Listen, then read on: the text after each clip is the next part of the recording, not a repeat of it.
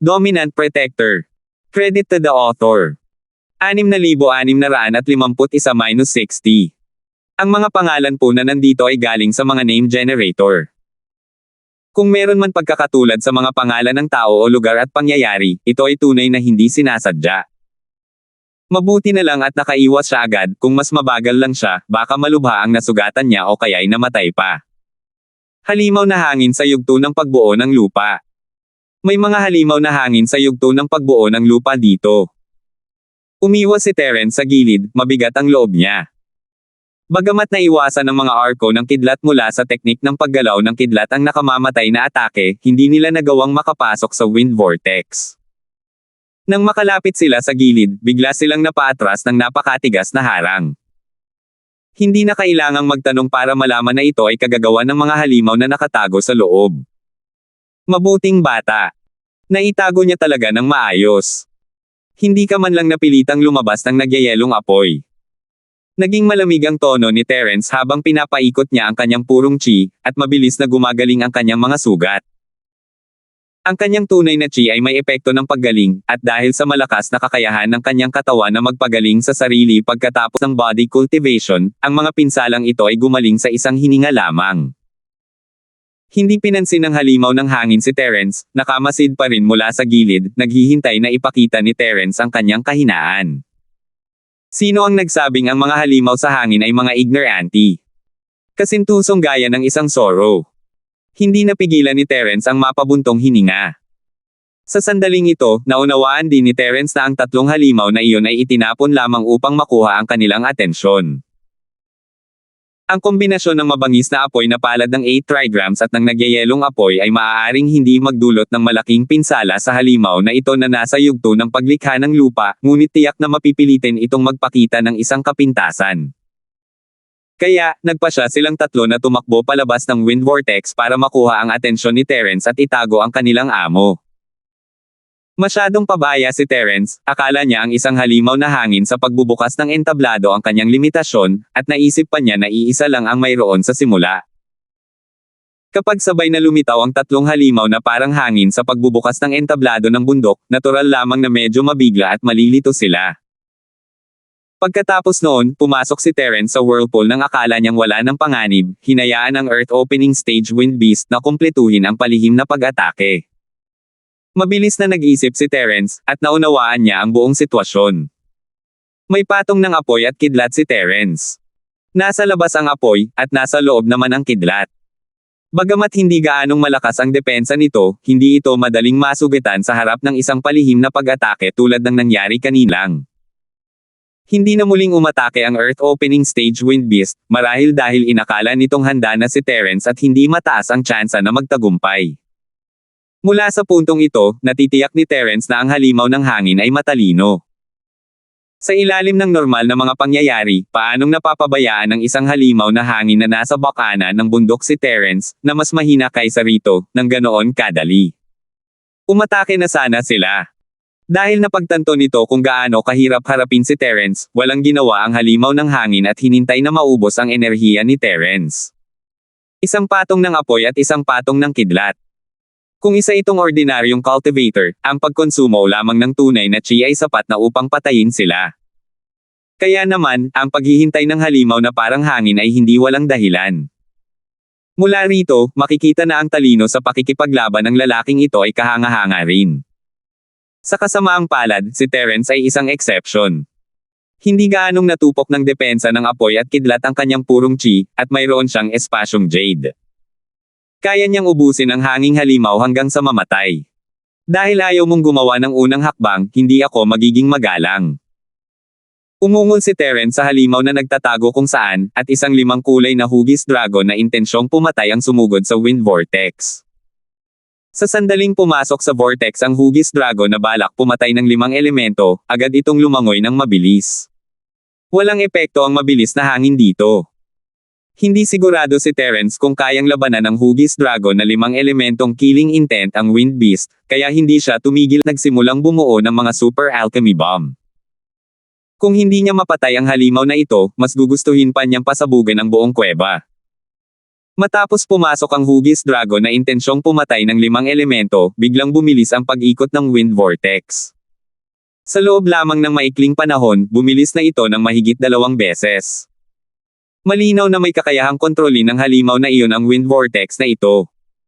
Ha! Ginagamit mo talaga ang lakas ng hangin para durugin ang hugis dragon kung killing intent ng 5 elemento.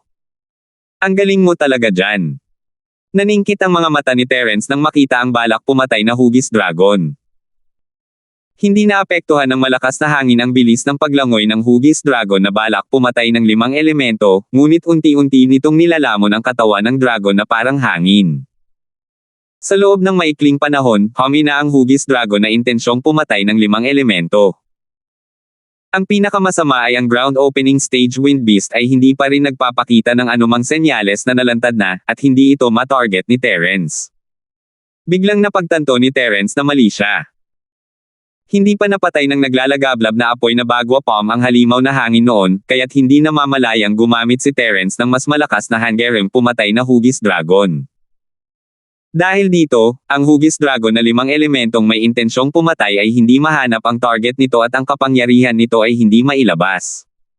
Hindi ito kasing epektibo ng palad ng wildfire na 8 trigrams. Dahil hindi sapat ang kapangyarihan kanina para patayin ang wind beast, gagamit siya ng fire-type martial arts technique. Isang mabangis na apoy, 1,000 sumasabog na kamao. Ang isa sa mga palad ni Terence ay patuloy na bumubuo ng super alchemy bomb, habang ang isa naman ay nagpagana ng mas sumasabog na mabangis na apoy na 1,000 sumasabog na kamao. Ito ang pinakamalakas na atake sa isang maliit na lugar. Bagamat hindi pa rin maisama ang nagyayelong apoy dito at nakapalibot lamang dito bilang pantulong, hindi maaaring maliitin ang kapangyarihan nito. Madaling tumaas ang asul na apoy kasabay ng hangin at kumalat sa isang iglap, na para bang sinindihan nito ang buong wind vortex. Sa kabilang banda, ang mabangis na apoy na may 1,000 sumasabog na kamao ay patuloy na sumabog sa vortex, na lalong nagpapalakas sa lakas ng apoy at nakakagambala sa daloy ng buong wind vortex.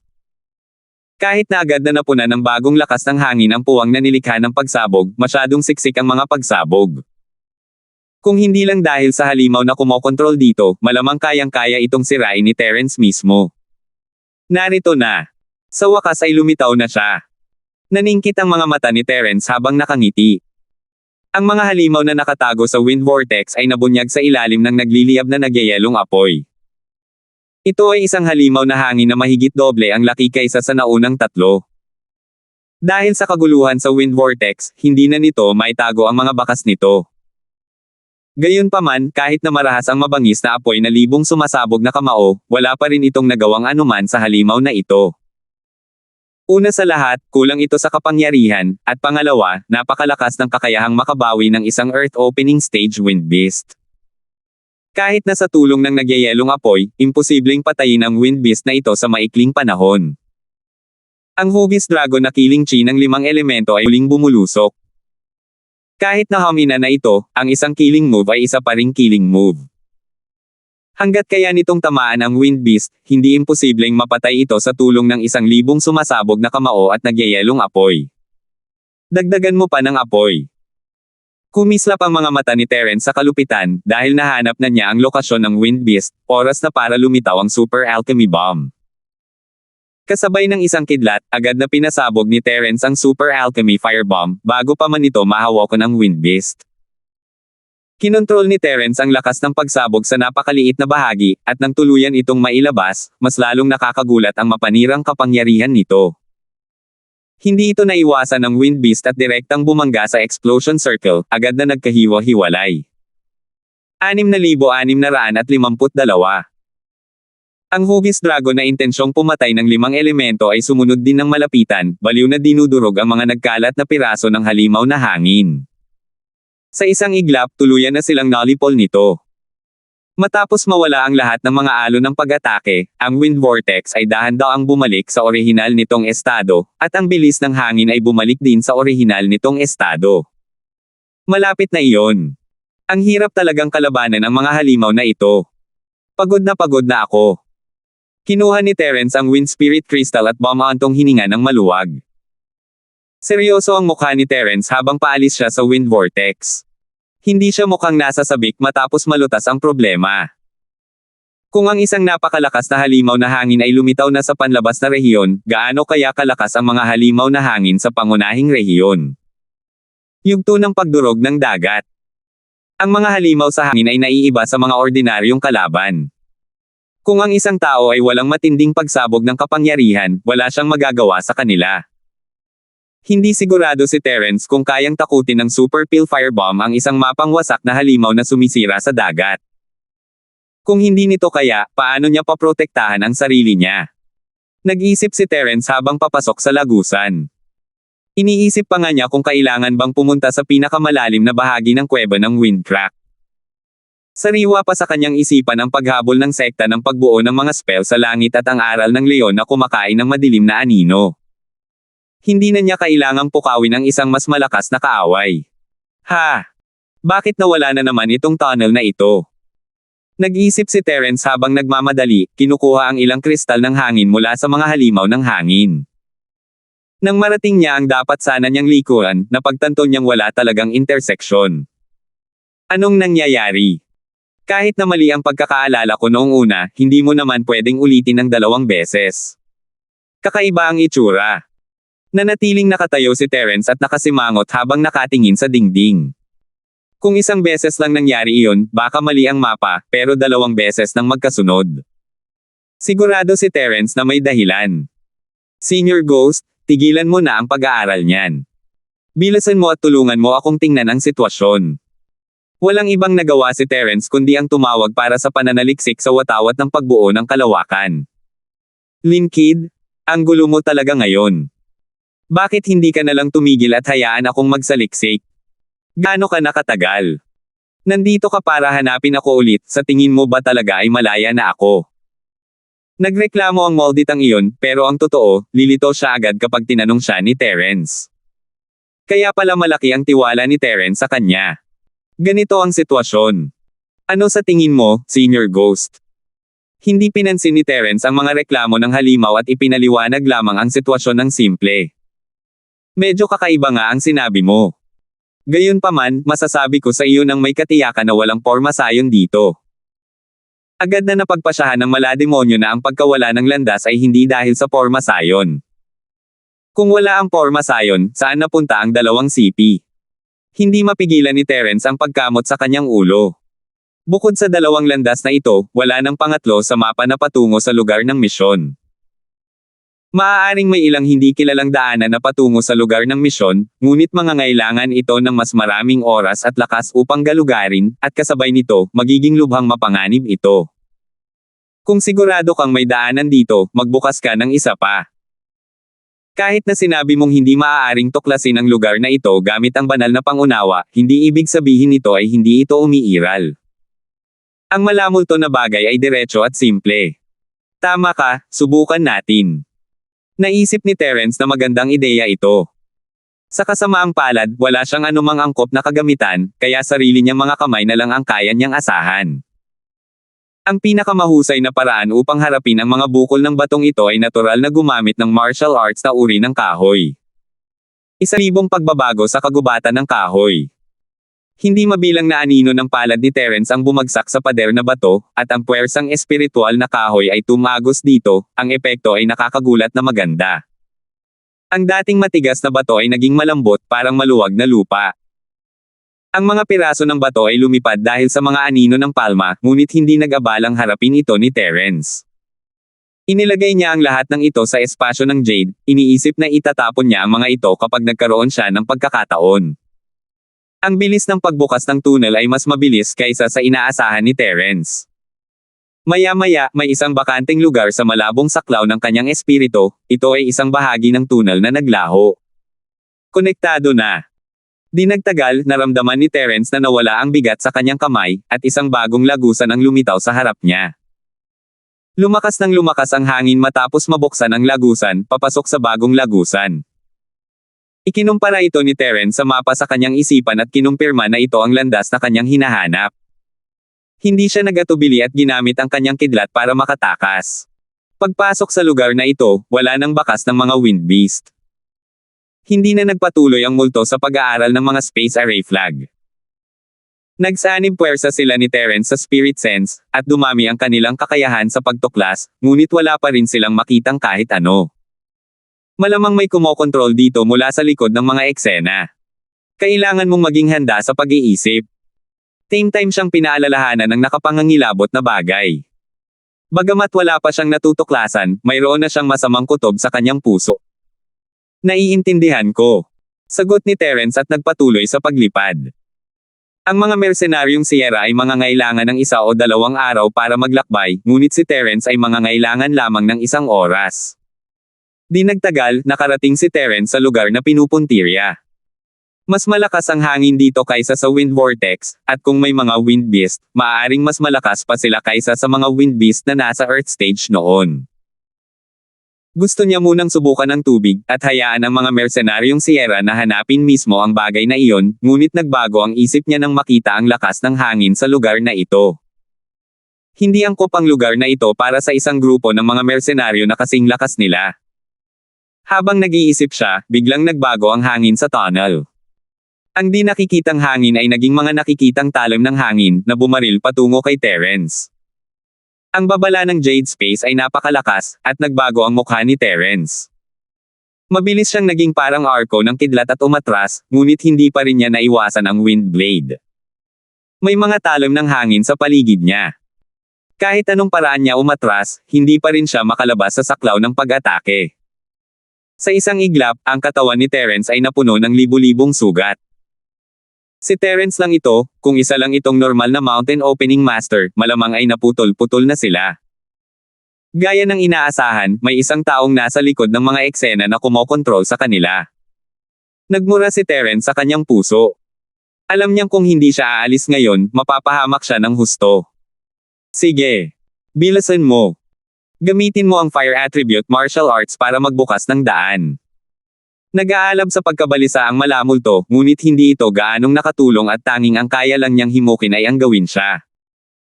Hindi na kailangan ni Terence, na puno ng dugo, ang babala, ginamit na niya ang kanyang nagngangalit na bagwa palm.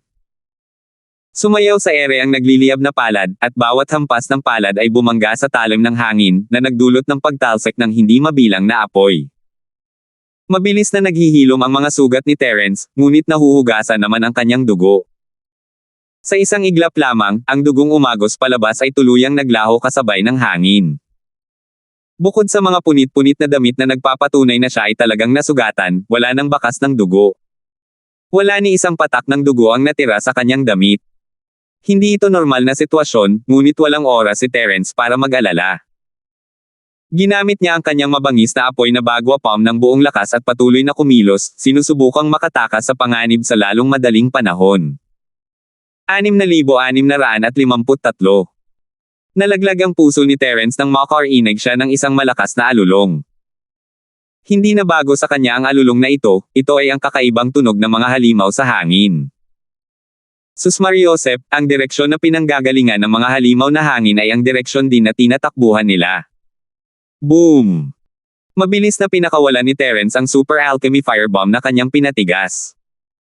Naantala ng malaking pagsabog ang atake ng mga wind blades at pansamantalang napigilan ang paglapit ng mga wind beast. Sa kasamaang palad, ang lakas ng pagsabog ay hindi umabot sa inaasahang limitasyon. Sumuko ka na. Walang saysay ang magpumiglas. Isang mahina at mapanglo na boses ang biglang tumagos sa hangin at sa pagsabog na malinaw na umalingaw-ngaw sa tainga ni Terence. Sino ka? Hindi namamalayang tanong ni Terence, ngunit hindi tumigil sa paggalaw ang kanyang mga paa. Sinamantala niya maliit na puwang sa pagsabog upang mabilis na makaabante, at pagkatapos ay bumagsak sa walang katapusang pag-atake. Medyo malakas ka, pero sayang naman kung mapatay ka ng ganito. Huwag kang lumaban, hayaan mong dalhin ka sa akin ng halimaw na hangin. Ito na lang ang pagkakataon mo para mabuhay. Mayabang na sabi ng mahina at malungkot na boses sa isang mapang-utos at mapagkawang-gawa na tono. Nakaalerto si Terence, hindi siya makapaniwala na iiwan ng lalaking ito ang buhay niya sa kamay ng iba. Mabuti na lang at mamatay na lang sila agad. Sa kasamaang palad, may mga bagay na hindi naiwasan dahil lang sa hindi niya ito pinansin. Mabilis na nalusutin ng 2 halimaw ng hangin ang depensa ni Terence at sumalpok sa kaliwa at kanang balikat niya. Ang malakas na impact ay nagpa-atras kay Terence. Bahagyang nabasag ang buto sa balikat ni Terence, at agad na nawala ng lakas ang kanyang braso. Nawala ang palad, at hindi mabilang na mga daluyong ng hangin ang naglapana, malayang tumago sa kanyang katawan. Ang dugong bumulwak ay sinipsip ng hangin. Maya-maya, naramdaman ni Terence na kalahati ng dugo niya ang nawala. Nasa ilalim siya ng kanilang kapangyarihan. Sinikap ni Terence na mapanatili ang depensa ng kanyang katawan, ngunit nakalulungkot, napagtanto niya na hindi niya mapigilan ang malahalimaw na mga talim ng hangin sa pagsugat sa kanya. Sa kabilang banda, ang dalawang halimaw na hangin ay tumigil sa paggalaw pagkatapos ng banggaan, tahimik na hinihintay na mawala ng kakayahang gumalaw si Terence. Masyado pa rin siyang mahina. Hindi man lang nakita ni Terence ang mukha ng kalaban at muntik na siyang mapaluhod. Tibayan mo ang iyong loob. Kahit isuko mo ang iyong katawan, nariyan pa rin ang iyong kaluluwang pinagmulan. Mabuti na maging katulad ng matandang ito. Sumigaw ang malamulto, pinapalakas ang loob ni Terence. Ang espasyong Jade ang tanging daan palabas ni Terence, ngunit ang kanyang kalaban ay misteryoso. Hindi alam ni Terence kung ang katawan ay maaari pa ring magtago sa espasyong Jade pagkatapos itong masira. Dalhin mo siya rito. Nang akala ni Terence ay tapos na siya, muling nagsalita ang madilim na boses. Unti-unting umatras ang mga hampas ng hangin sa buong kalangitan at naging normal na muli ang malalakas na hangin. Sa kabilang banda, binuhat ng dalawang halimaw na hangin si Terence at mabilis na gumalaw sa hangin ng walang anumang sagabal. Maya-maya, dinala ng dalawang halimaw na parang hangin si Terence sa isang kuweba ng walang anumang hangin. Iniwan nila siya at umalis ng walang tigil. Ngunit habang siya ay dinadala palayo, palihim na ginamit ni Terence ang mga taktika sa labanan ng kapalaran ng langit. Medyo nahihilo siya dahil sa sobrang daming dugo na nawala, ngunit ngayon ay marami na siyang natamong sakit. Pero nagkunwari pa ring nanghihina si Terence habang pinipilit ang sarili na tumangala, at sa wakas ay napadpad ang kanyang mga mata sa isang platapormang bato sa loob ng kuweba. Isang halimaw na nababalutan ng itim na baluti. Hindi alam ni Terence kung paano ito ilalarawan, hindi ito katulad ng mga hayop na kilala niya. Patag ang katawan ng nilalang at mga 4 hanggang 5 metro ang haba. Mayroon itong 6 na binti sa tiyan at buntot na isang talampakan at kalahati ang haba.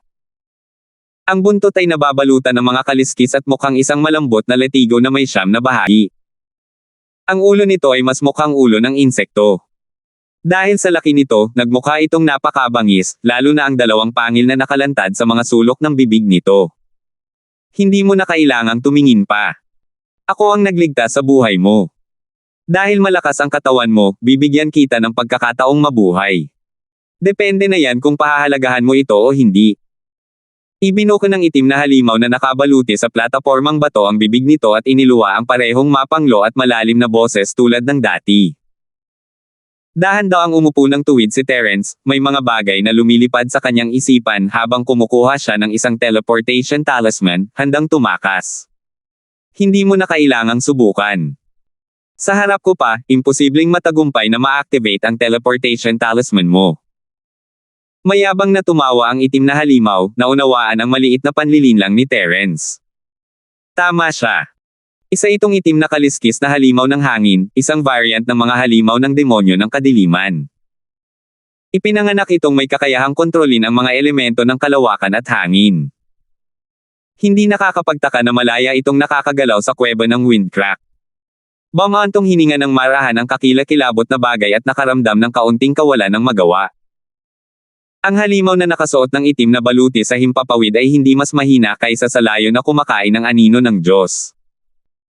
Malamang na nakatakas ang lalaking ito mula sa parehong pormasayon ng Hola at nagtatago sa kuweba ng Windcrack sa loob ng hindi mabilang na taon. Malamang matagal nang nakabawi ang lakas nito. Manipulasyon sa espasyo.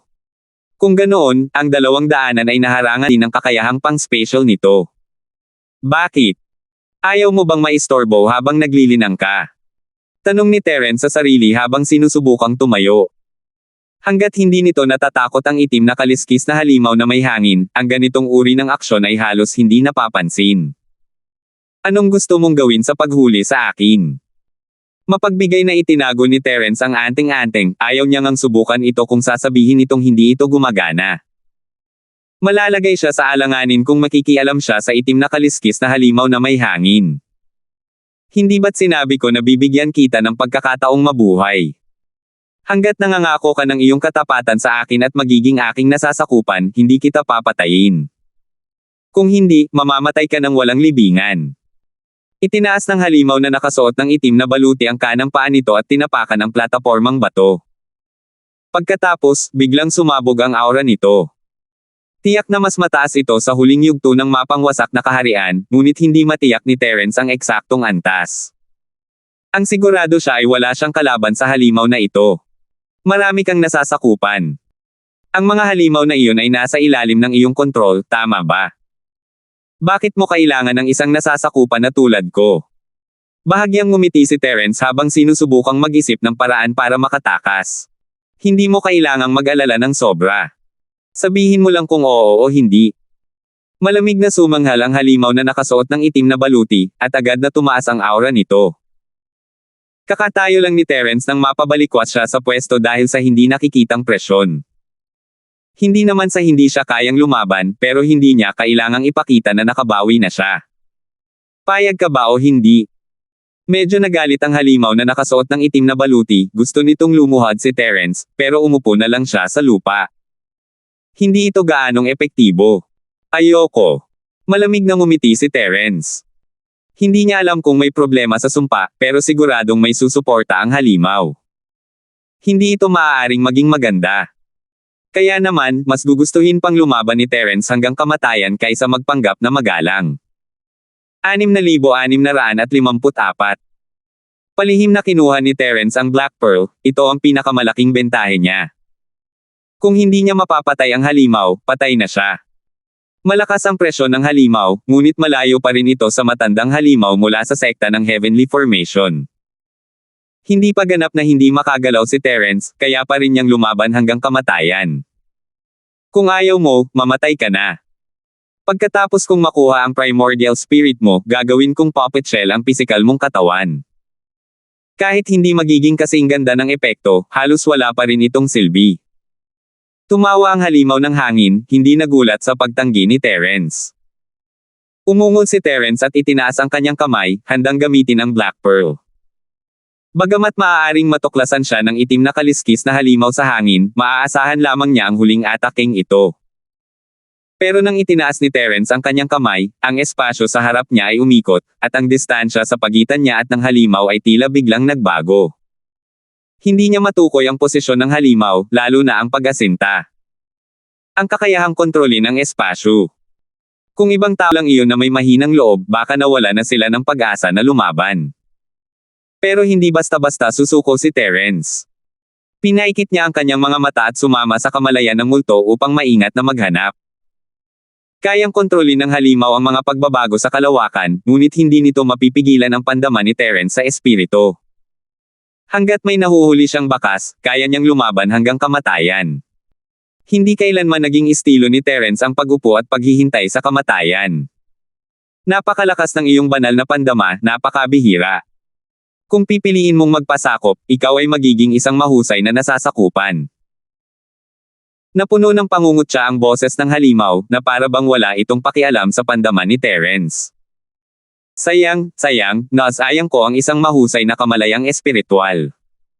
Desperadong sitwasyon. Kahit sa isang desperadong sitwasyon, may paraan pa rin. Biglang sumigaw si Terence, at 8 spirit sense fire vortex ang nabuo ng sabay-sabay, na kumalat sa buong kuweba. Tumagos ang apoy na vortex sa baluktot na espasyo, salamat sa makapangyarihang banal na sentido ni Terence matapos sumanib dito, pati na rin sa pananaliksik ng sampaang ito sa mga watawat ng pagbuo ng kalawakan. Hindi naman masyadong malalim ang spatial distortion, pero tamang-tama lang ang paggamit nito. Biglang bumagsak ang spiritual sense spill fire vortex sa ulo ng black-scaled airwind beast habang ito ay nabigla. Ano ito? Umalangaw-ngaw sa buong kuweba ang matinis na sigaw ng halimaw na nakasuot ng itim na baluti. Bagamat tanging isang espiritual na sense fire core na whirlpool lamang ang damapo sa ulo nito, hindi matiis ang sakit na sapat upang punitin at sunugin ang sinaunang espiritu nito. Unti-unting nadurog ang pilipit na espasyo, at ang malakas na presyon ay nawala ng walang bakas.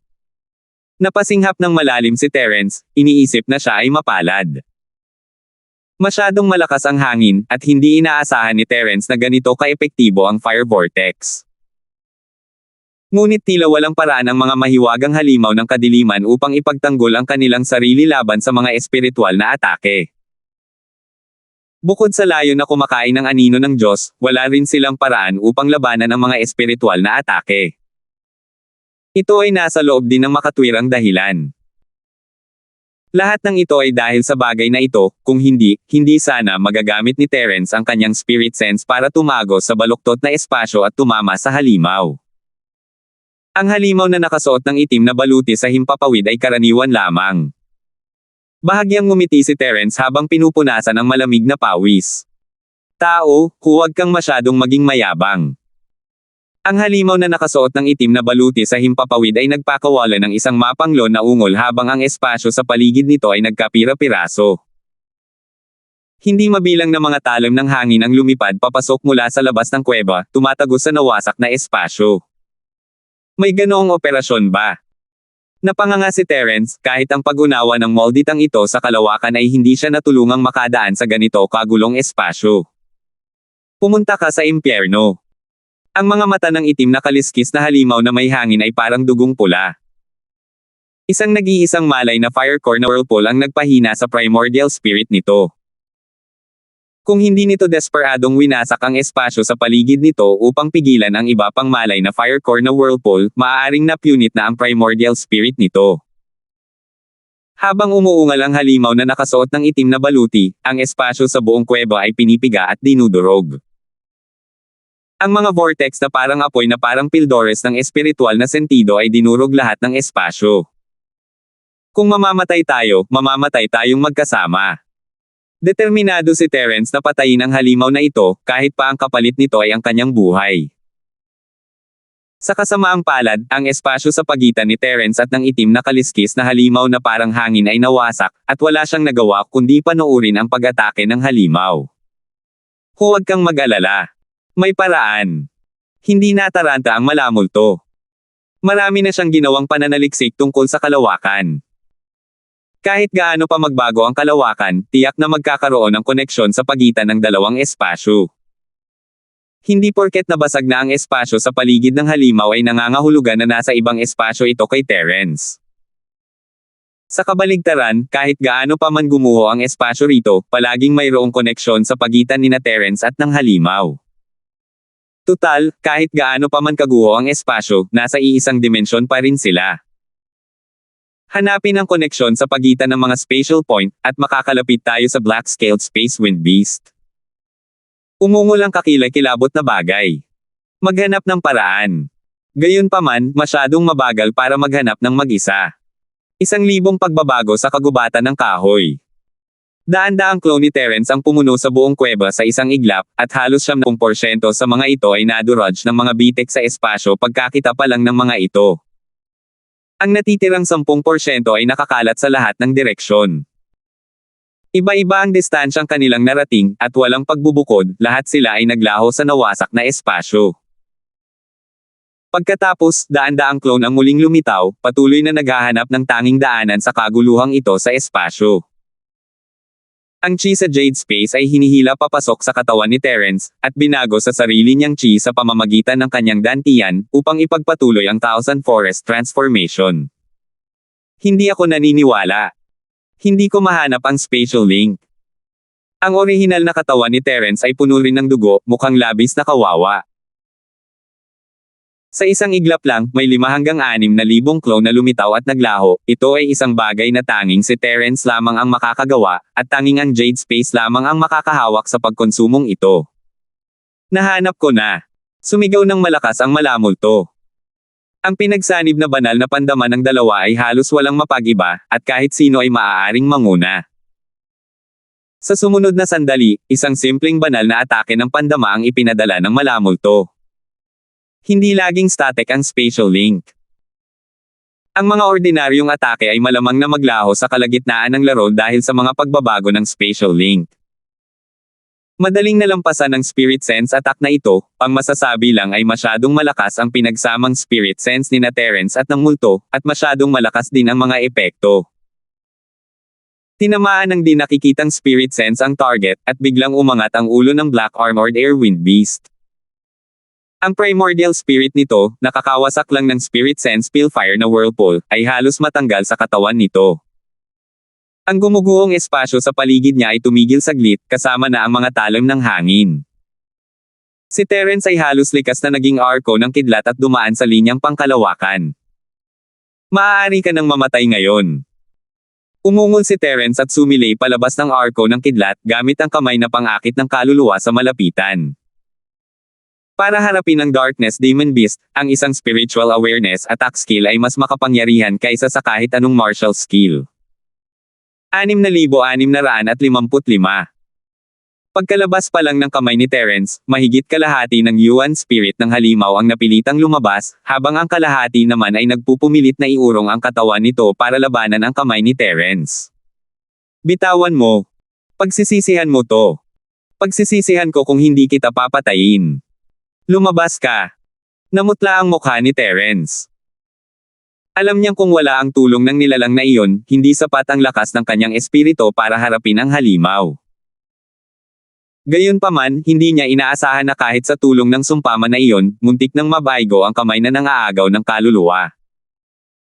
Muling binuhay ni Terence ang kanyang fire vortex, sinusunog at pinupunit ang essence spirit ng halimaw para makatulong gamit ang kamay na kumukuha ng kaluluwa. Tao, kung papatayin mo ako, guguho ang espasyong ito, at hindi ka na mabubuhay. Tumigil ka, mag-usap tayo ng mabuti. Tiniis ng halimaw na nakasuot ng itim na baluti ang hindi may lalarawang pagpapahirap at sumigaw para sa kapayapaan. Takutin mo ba ako? Mamatay ka muna at hayaan mong makita ko kung paano gumuho ang espasyo. Dumura ng dugo si Terence at malamig na ngumiti habang muling pinapagana ang kanyang spirit sense. Biglang nanginig ng malakas ang malaking katawan ng halimaw na may itim na baluti, at ang primordial spirit nito ay gumalaw din ng kaunti dahil sa banggaan. Mukhang malapit na itong tuluyang mabunot palabas. Ha! May hindi matatag na tunnel doon. Bulalas ng malamulto. Nakakonekta sa kanya ang espiritu ni Terence, at agad niyang nakita ang lagusan. Nakakakilabot ang aura ng spatial tunnel na ito. Saan ito patungo? Hindi binagila ni Terence ang kanyang mga pag-atake sa halimaw, ngunit nagbantay pa rin siya laban sa lagusan. Huwag kang magambala. Pupuntahan ko at titingnan. Ang spatial tunnel na ito ay tila nilikha mismo ng Black-Scaled Wind Beast, at lumilitaw lamang ito kapag inatake ito. Nahulaan ng malademonyo. Senior Ghost, mag-ingat ka. Hindi matatag ang spatial tunnel na ito. Huwag kang sumugal. Hindi mapakali si Terence, nahuhumaling na ang nilalang na ito sa espasyo, sino ang mag-aakala kung susugod lang siya. Huwag kang mag-alala, kailangan mo pa ba akong turuan? Dapat alagaan mo muna ang sarili mo. Ang nakakatakot na bagay ay nagpakawala ng kakaibang tawa at kinuha ang isang maliit na bahagi ng banal nitong pakiramdam gamit ang primordial spirit nito. Pagkatapos, maingat itong lumapit sa spatial passage katabi ng Black Armored Void Beast. Hindi na nagsalita pa si Terence at itinoon ang pansin sa itim na kaliskis na halimaw na parang hangin. Adrian. Bitawan mo ang halimaw na nakasuot ng itim na baluti sa himpapawid. Isang pamilyar na boses ng lalaki ang umalangaw-ngaw mula sa labas ng kuweba. Kasabay nito, isang marahas na pag-atake ang dumaan sa ere na nakatutok sa likod ni Terence. Natatarante siyang binabalaan ng Jade Space, ipinapahiwatig na ang atake sa pagkakataong ito ay nakamamatay. Nagbago ang mukha ni Terence, malapit na niyang matagumpay na maikulong ang espiritu ng halimaw, mabibigo ba siya? Sige, mag-all out na tayo. Kumislap ang mga mata ni Terence nang may kalupitan habang pinapagana niya ang kanyang spirit sense. Sa wakas, nagtagumpay ang kamay na humawak sa kaluluwa na ikulong ang essence spirit ng napakahinang halimaw sa huling sandali. Tama ang tama ng atake sa likod ni Terence at walang anumang pagtutol, dumaan sa katawan ng halimaw. Tatlong pagpapakita ng dragon na nasa ulap. Sa huling sandali, ginamit ni Terence ang tatlong pagpapakita ng dragon na nasa ulap upang mag-iwan ng anino at matagumpay na nakatakas. Pakiramdam niya ay mapalad siya. Muntik na talaga siyang mapahamak. Kung medyo mas mabagal lang siya, malamang ay malubha na sana siyang nasugatan o kaya'y namatay pa. Nako! Muntik ko nang mapatay ang senior ghost. Ipinakita ni Terence ang kanyang sarili, ang kanyang mga mata ay puno ng galit. Kung babalik ang espiritu ng halimaw na hangin, mamamatay ang espiritu ng kakaibang bagay na nagmamasid mula sa lagusan. Mas hindi ito katanggap-tanggap kay Terence kaysa sa ilagay ang sarili sa panganib. Little Linford, magaling. Napakadelikado ng spatial tunnel na ito, at ramdam ko ang aura ng isang darkness demon beast. Kung hindi ako nagkakamali, ang Black Armored Wind Beast ay sinusubukang kumonekta sa spatial location ng Darkness Demon Beast Clan. Seryoso ang tono ng nakakatakot na bagay, at ang kanyang sinaunang espiritu ay mabilis na bumalik sa espasyo ng Jade. Ang lokasyon ng angkan ng mga demonyong halimaw ng kadiliman. Gusto ba ng halimaw na nakasuot ng itim na baluti na bumalik ang angkan ng Darkness Demon Beast sa lugar ng Mystic Class C, kahit na ito ay isang abandonadong lupain? Umiling si Terence at nagpasyang huwag munang isipin ang madilim na demonyong halimaw. Kailangan niyang harapin ang isang pamilyar na tao na papasok mula sa pasukan. Richard Gawang, anong ibig mong sabihin? Ang mga mata ni Terence ay kasing lamig ng yelo habang nakatingin sa kanyang nakaka-relax na kasamahan sa koponan. Anong ibig mong sabihin? Hindi ba't sinabi ko sa iyo na pakawalan ang primordial spirit ng Black Armored Wind Beast? Hindi pa dapat iyon patay, di ba? Magaling ang divine sense mo. Naglakad si Jared papunta kay Terence na may mahina at masamang ngiti sa kanyang mukha. Sino kayo? Nasaan sina Kuya Wo at Ate Yana? Sigurado si Terence na si Jared ito, hindi ibang nakabalat kayo. Gayunpaman, ang aura sa katawan ni Richard Gawain ay ibang-iba. Mayroong mahinang itim na hamog na nananatili sa ibabaw ng kanyang katawan, at ang kanyang normal na mga pupil ay naging dalawang singsing na nagsasalubong. Ang tao ay si Richard Gawang, ngunit hindi na siya ang orihinal na Richard Gawang. Talagang may pakialam ka sa dalawang mahihinang taong iyon. Pakawalan mo ang kaluluwa ng halimaw na nakasuot ng itim na baluti, at mabibigyan kita ng pahiwatig. Itinaas ni Jared ang kanyang kamay ng may masamang ngiti at pinitik ang kanyang daliri. Isang munting hangin ang humampas sa hangin at dumating, na nagbigay ng isang matalim na sipol. Nakatutok ang mga mata ni Terence habang iwinawagayway niya ang kanyang braso para salubungin ang puwersa ng daliri. Nanginig ang kanyang katawan ng ilang beses kasabay ng bahagyang pagsabog bago niya napagtibay ang sarili. Kaya galing ka rin sa angkan ng mga demonyong halimaw ng kadiliman. Nandito ka para ipaglaban ang hustisya para sa kapatid mo. Sumakit ang ulo ni Terence, bakit ba sila nakakasalubong ng mga maitim na halimaw kahit saan? At mas mahirap silang harapin kaysa sa huli. Ang angkan ba ng mga demonyong halimaw ng kadiliman, na matagal nang nawala, ay talagang ipapanganak muli? Isa itong maliit na babala para sa iyo. Dapat mong makita na ang iyong lakas ay mas mahina kaysa sa akin. Huwag kang maghanap ng gulo at masunaring pakawalan ang itim na kaliskis na halimaw na panghimpapawid. Kalmadong binawi ni Jared ang kanyang daliri. Ang kanyang lakas sa pakikipaglaban ay higit pa sa kay Terence, at may karapatan siyang maging mayabang. Pinahahalagahan mo ba ng husto ang itim na kaliskis na halimaw na may hangin dahil sa espasyong ito? Bahagyang ngumiti si Terence habang nakatingin sa maliit na itim na butas sa tabi ng karne. Ang isang hindi matatag na daanan ay hindi magpapahintulot sa angkan ng mga darkness magical beast na dumaan. Hindi lamang hindi maayos ang pagkakagawa ng daanan, kundi hindi rin ito matatag. Ang pagpasok sa isang pasilyong maaaring gumuho anumang oras ay katumbas ng pagsusumamo sa kamatayan. Hindi mahalaga kung totoo man o hindi. Ang mahalaga ay kung gusto mo pang mabuhay o hindi. At ang buhay ng dalawang tao mula sa pamilyang Wo. Kaibigan mo sila, di ba? Lumawak ang masamang ngiti ni Jared habang ikinukumpas niya ang kanyang mga daliri, nagpadala ng tatlong hangin na parang daliri patungo kay Terence. Siyempre, mga kaibigan ko sila. Kaibigan ko rin si Kuya Jared. Kaya, ipinapayo ko sa iyo na iwan mo si Kuya Jared sa lalong madaling panahon. Bahagyang ngumiti si Terence, nahirapan siyang harapin ang ataking iyon gamit ang isang daliri lamang. Sa pagkakataong ito, hindi na niya iniwasan ang tatlong daliri. Nanatili lang siyang nakatayo roon at hinayaan ang mga ito na tumago sa kanyang dibdib. Walang tumalsik na dugo, kaya isa pa rin itong ilusyon. Tatlong pagpapakita ng dragon na nasa ulap. Lumitaw si Terence sa tabi niya na parang multo at gumamit ng simpleng pagbangga ng espiritu at kamay na umaagaw ng kaluluwa. Hanggat nahuhuli niya ang espiritu ng lalaking ito, mawawala ang panganib.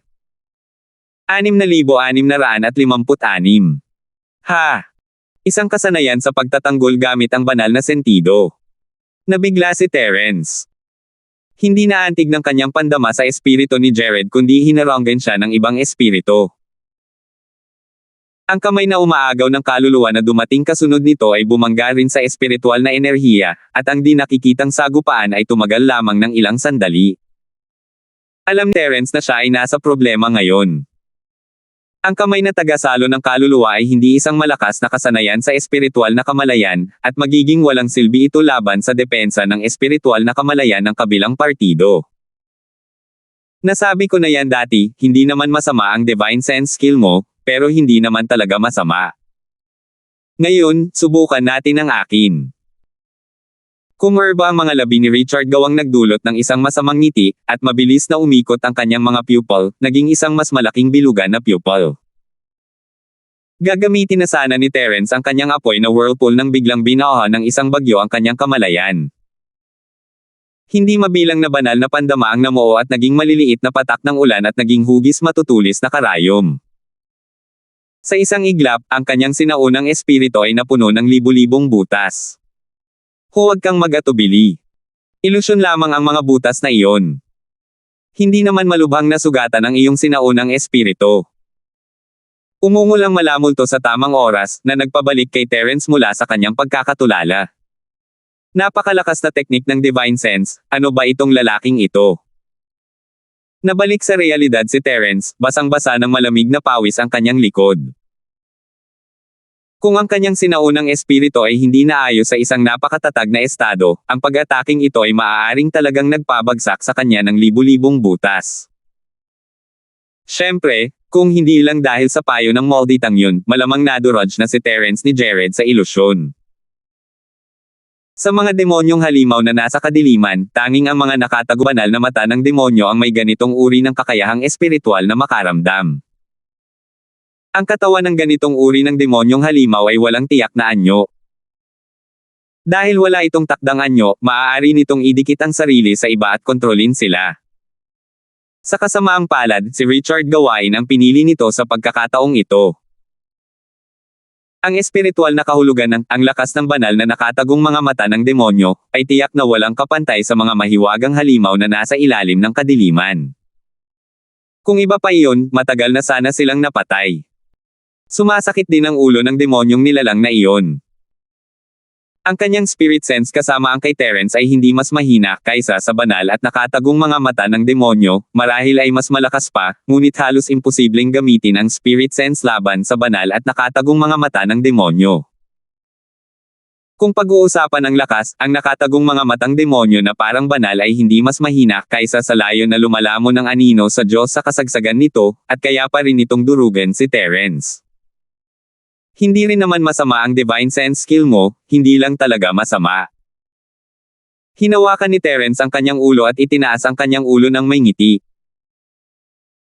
Nang tumingin siya kay Jared, na nasa ilalim ng kontrol ng mga nakatagong banal na mata ng demonyo, ang kanyang espiritual na kalooban ay agad na bumagsak at nagliyab ang whirlpool. Napuno ng gulat ang mga mata ni Jared, hindi niya inaasahan na kaya ni Terence na harangan ang kanyang pandama sa espiritu.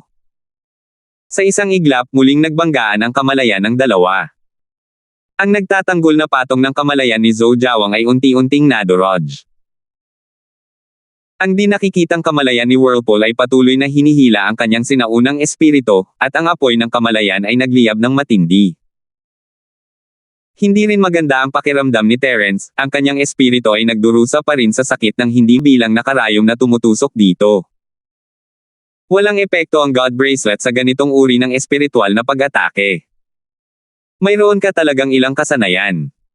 Minaliit kita. Normal lang sa iyo na patayin ang itim na kaliskis na halimaw ng hangin. Pabilis ng pabilis ang pag-ikot ng mga pupil sa mga mata ni Jared. Sa labanang ito ng pagkalugi, siya ay nasa kawalan na. Dahil tumanggi ka sa isang toast para lang uminom ng forfeit, huwag mo akong sisihin sa pagiging bastos. Sigaw ni Jared sa mahinang boses. Nawala ang ngiti sa kanyang mukha nang itinaas niya ang kanyang kamay at ikinumpas ang kanyang mga daliri. Mabilis na bumuo si Terence ng isang super alchemy bomb sa kanyang palad, ha? Pinapalabas mo na parang lagi kang magalang sa akin. Ngumisi si Terence nang kumislap ang mga arko ng kidlat sa paligid niya, naiiwasan ang atake ng daliri. Hindi na hinintay ni Terence na maubos ang super alchemy bomb at ipinadala na lang ito. Gayunpaman, ang target sa pagkakataong ito ay hindi si Luis Gawain, kundi ang hindi matatag na spatial tunnel. Tumigil ka. Kapag naglakas loob kang hawakan ang spatial tunnel, siguradong papatayin kita. Nagulat si Jared at umungol habang sumugod palapit, ibinuhos ang lahat ng kanyang espiritual na pandama at purong chi kay Terence. May balak talagang pumatay si Jared. Pag-uusapan natin yan kapag napatay mo na sila. Bahagyang ngumiti si Terence habang pinapadala niya ang super alchemy firebomb sa tunnel. Takbo.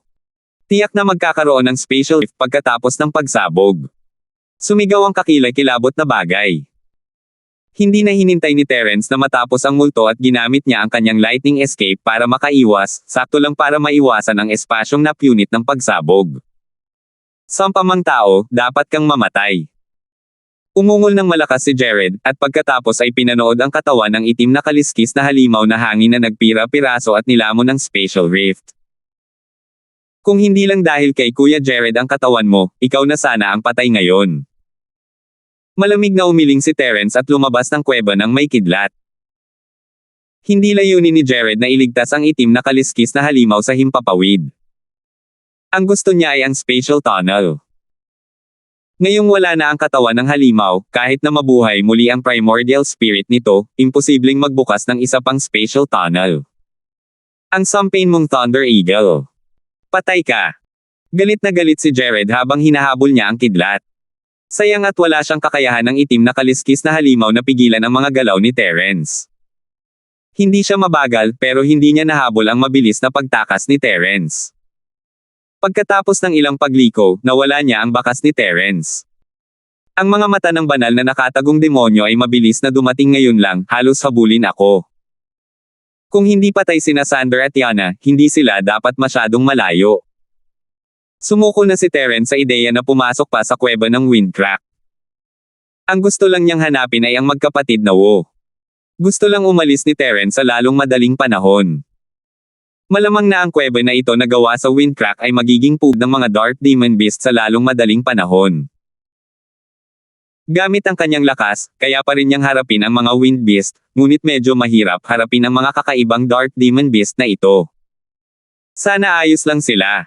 Kung alam ko lang ng mas maaga, pinayuhan ko na sana silang umalis noong una pa lang silang pumasok. Bamantong hininga si Terence sa sarili. Akala niya kaya niyang sirain ang kuweba ng Windcrack, pero isa pala itong bibig ng tigre. Medyo mas malinaw na ang pagtukoy ng aking banal na pandama. Hindi ko alam kung dahil ba sa patay na ang halimaw na nakasuot ng itim na baluti o dahil nasugatan ang banal na nakatagong mga mata ng demonyo, ngunit sa anumang kaso, ito ay kapakipakinabang sa atin.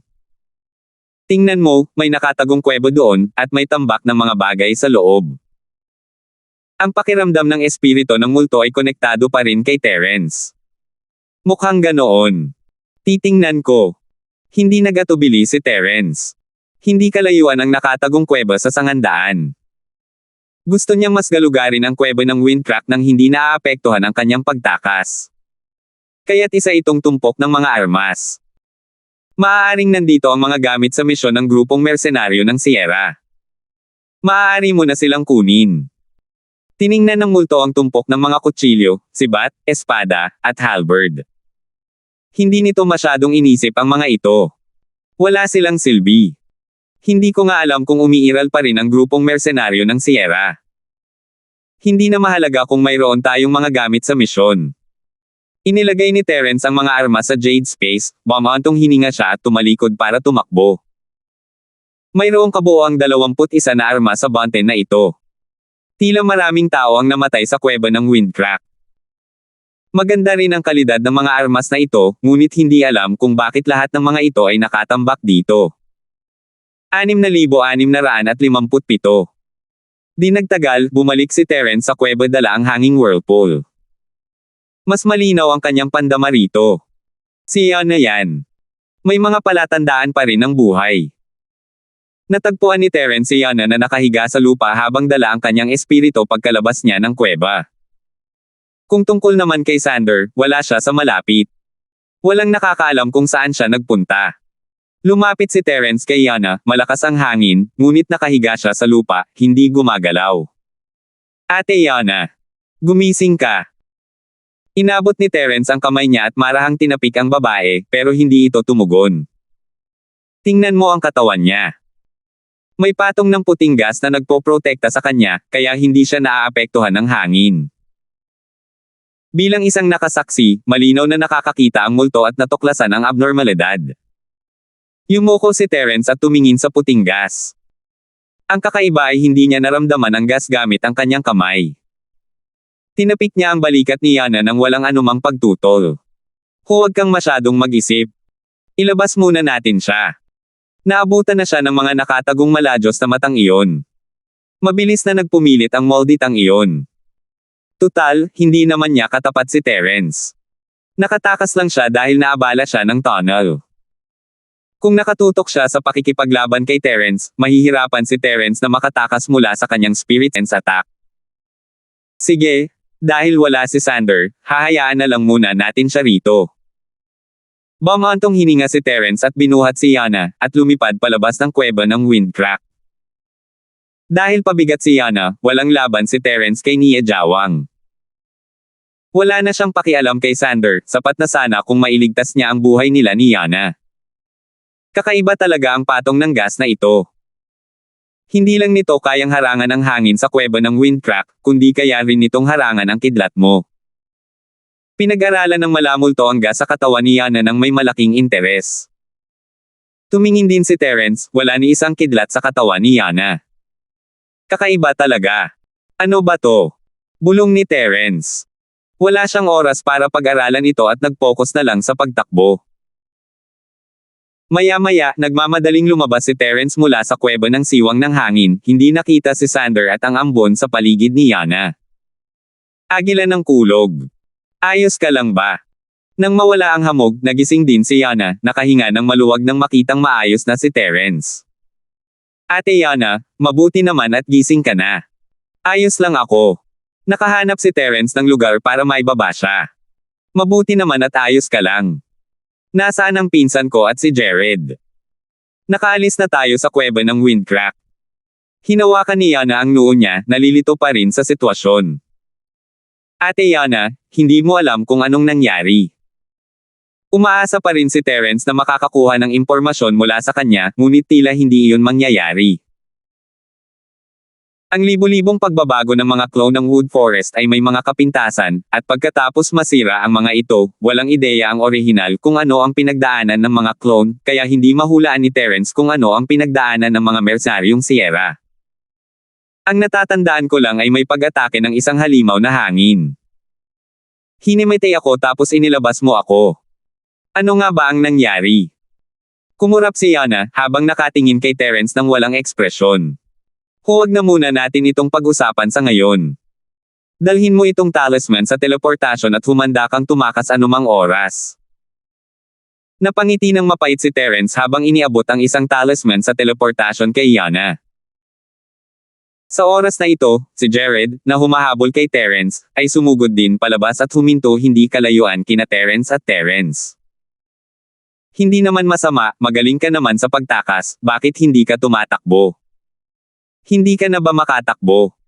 May bahagyang masamang ngiti sa mukha si Jared habang malamig na nakatingin kina Terence at Yana.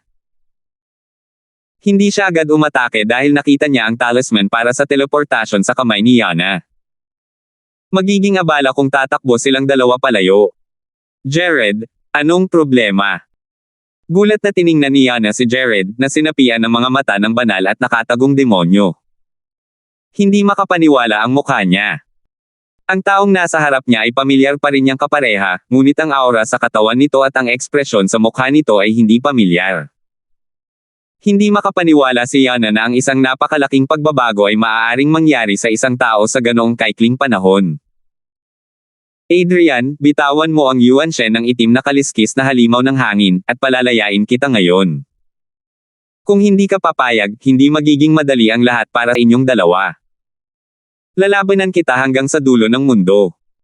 Hindi pinansin ni Jared si Yana at sinabi ang kanyang mga kondisyon ng may walang pakialam na ekspresyon. Bagamat wala na ang katawan ng itim na kaliskis na halimaw sa himpapawid, hindi sigurado si Jared kung nariyan pa rin ang orihinal nitong likas na kakayahan. Mayroon pa rin kaunting pag-asa na maibalik ang Yuan Shen nito. Kung may kakayahan ka, habulin mo muna ako. Ano pa ang saysay ng pagmamayabang mo? Bahagyang ngumiti si Terence, mayroon pa rin siyang pakinabang sa diwa ng halimaw, kaya bakit niya ito ibabalik kay Jared? Paano kung ganito, ibigay mo ang itim na kaliskis na halimaw na may hangin, at ibabalik ko sa iyo si Sander. Bibigyan din kita ng ilang benepisyo, sapat para makapag-cultivate kayo hanggang sa yugto ng pagbuo ng lupa. Paano? Hindi nagalit si Richard Gawang, at ang malamig niyang mukha ay bumaka sa kanyang kakaibang masamang ngiti. Bumilis ang paghinga ni Yana sa likuran ni Terence. Tutal, pinsan niya si Sander. Magkasama silang lumaki, magkasamang nagel-inang, at magkasamang nagmisyon. Kung pag-uusapan ang damdamin, para na silang tunay na magkapatid. Ang alok ni Terence na ipagpalit si Sander para sa halimaw na panghimpapawid ay nagpatarante sa kanya. Natatakot siya na baka hindi pumayag si Terence. Isama mo muna rito si Kuya Wu. Ang dahilan kung bakit hindi tumakas si Terence ay para kumpirmahin ang kalagayan ni Sander. Hindi mapatay ni Terence si Jared, pero kahit papaano ay makakatiis siya. Kailangan lang niyang i-activate ang teleportation talisman at magiging maayos ang lahat. Una, hayaan mong makita ko ang kaluluwa ng itim na kaliskis na halimaw sa hangin.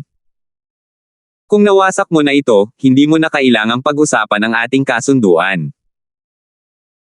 Nasa iyong mga kamay ang kaluluwa, kaya hindi mo kailangang mag-alala na babawiin ko ang aking salita, hindi ba? Ibinuka ni Jared ang kanyang mga kamay, mukhang bukas at tapat. Pinigilan ni Yana ang kanyang hininga. Nag-aalala siya para kay Sander, ngunit hindi ito isang bagay na maaari niyang pakialaman. Mas lalo lang niyang pahihirapan si Terence. Walang saysay ang pag-aaway natin ng ganito. Kung hindi mo ako hahayaang makita si Kuya Wu, hindi ako maniniwala sa'yo kahit ano pa ang sabihin mo. Kumuha si Terence ng isang random na teleportation talisman at marahang inalog ito. Paano? Kung hindi mo kaya, aalis na kami. Adrian, binigyan kita ng pagkakataon, kaya dapat mong pahalagahan ito.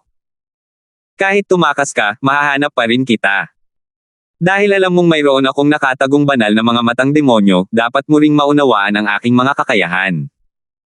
Bahagyang pinaikit ni Jared ang kanyang mga mata, ang kanyang mga mata ay kumikislap sa malademonyo na liwanag. Hindi napigilan ni Yana ang panginginig. Kahit nakatingin si Jared kay Terence, nakakaramdam pa rin siya ng takot. Tumigil ka na nga, nasaan si Kuya Wu? Malamig na napabuntong hininga si Terence, hindi pinansin ang banta niya. Linbrat, ang kakayahan ng mga nakatagong demonyong mata ng banal na demonyo ay talagang napakahusay. Sinumang nakita niya ay hindi makakataka sa kanyang paghabol kahit anong paraan pa nila ibalato ang kanilang mga sarili. Ang manifestasyon ng pulang alikabok ay may tatago lamang ang iyong tunay na anyo, ngunit hindi ka makakataka sa paghabol ng lalaking ito. Pinaalalahanan ako ng nakakakilabot na bagay. 6,658. Nabigla si Terence, nakakatakot ang kakayahan ng mga banal at nakatagong demonyong mata. Kahit ang mundo ng mga mortal ay hindi may tatago. Pero kahit na ganoon, hindi ito basta-basta ibibigay ni Terence. Magaling. Ang lakas ng loob niya. Dahil tumanggi ka sa toast para lang uminom ng forfeit, huwag mo akong sisihin sa hindi pagiging magalang. Mabilis na umikot muli ang mga mata ni Linford Gawang, at isang di nakikitang atake ng kamalayan ang biglang dumating. Handa na si Terence para dito. Isang apoy na whirlpool ang lumitaw sa tabi niya at ni Yana, nilalabanan ang atake ng espiritu. Paggamit ng atake para palitan ang depensa. Hindi maikikaila ang lakas ng pag-atake ng Consciousness Spellfire Vortex, at hindi ito mahina. Ate Yana, Terra na. Walang pag-aalinlangang sabi ni Terence. Kahit nag-aalala si Yana, inactivate pa rin niya ang inihanda niyang talisman sa teleportasyon. Sa isang kislap ng liwanag, nawala siya. Hindi nag-aksaya ng oras si Terence at inactivate na rin ang anting-anting. Hindi sila pinigilan ni Jared, ngumiti lang siya ng pangungutya habang pinapanood ang dalawa na mag-teleport palayo. Senior Ghost, paano mo natapos ang pagsubaybay gamit ang banal at nakatagong mga mata ng demonyo? Maaari kayang ginagamit mo ang iyong espiritual na pandama para markahan ito? Tanong ni Terence habang lumalabas siya mula sa liwanag. Hindi ako masyadong sigurado sa mga detalye. Marahil ito ay ang kakayahan ng kanyang malademonyo na mata na kayang kumapit sa mga katangian ng sinaunang espiritu at banal na sentido, kaya kahit paano mo baguhin ang iyong anyo, hindi mo ito maitatago sa kanya. Sabi ng nakakatakot na bagay sa malalim na boses. Senior Ghost, mukhang naiintindihan mo talaga ang angkan ng mga demonyong hayop sa kadiliman. Nagtataka si Terence, kilala niya lahat ng maitim na halimaw na nakilala niya rito. Huwag ka nang magtanong ng napakaraming walang kwentang tanong. Bilasan mo na at isipin mo kung paano makakatakas. Nakakainis ka talaga. Pino-provoke mo ang mga kalaban kahit saan ka magpunta. Kung po-provoke mo sila, bahala na. Ang mahalaga ay hindi mo sila matatalo. Hindi alam ni Terence ang sasabihin sa mga reklamo ng halimaw. Laying, anong problema kay Jared? Buhay pa ba ang pinsan ko? Tanong niya na habang lumuluha nang makita niya si Terence. Ang isa ay isang kasama na dumaan sa buhay at kamatayan kasama niya, habang ang isa naman ay pinsan niya. Ayaw maniwala ni Yana na magkakaroon ng napakalaking pagbabago sa misyon. Ate Yana, huwag kang masyadong magalit. Napangiti ng mapait si Terence sa sarili. Alam niya ang gustong marinig ni Yana, pero hindi niya kayang magsinungaling dito. Si Kuya Kwai gawain. Sinapian ng mga mata ng mahiwagang halimaw na nakatago sa pamamagitan ng banal at demonyong mga mata. Hindi ko alam kung kailan ito nangyari, pero sigurado akong buhay pa si Kuya Kwai gawain, at may pag-asa pa siyang gumaling sa hinaharap. Hindi siya tinangkang aliwin ni Terence, masyadong mahina ang essence spirit ni Jared, at ang mga nakatagong banal na mata ng demonyo ay malamang na hindi magiging banta sa kanya. Malamang na naselyuhan na siya. Hanggat natatanggal niya ang mga nakatagong mata ng banal na demonyo, malaki ang posibilidad na gumaling si Jared. Kung ito ay isang espiritu na kasing lakas ng kay Terence, tiyak na papatayin muna ng mga nakatagong mata ng banal na demonyo ang espiritu ni Terence. Siyempre, kung talagang sinapian niya si Terence, mahirap sabihin kung sino ang mamamatay. Huwag kalimutan na naroon pa rin ang multo. Kumusta naman ang pinsan ko?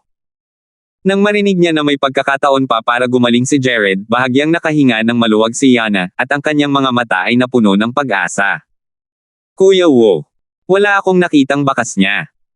Ate Yana, sa tingin ko magandang balita ang walang balita. Siguro nakatakas na si Kuya Wu.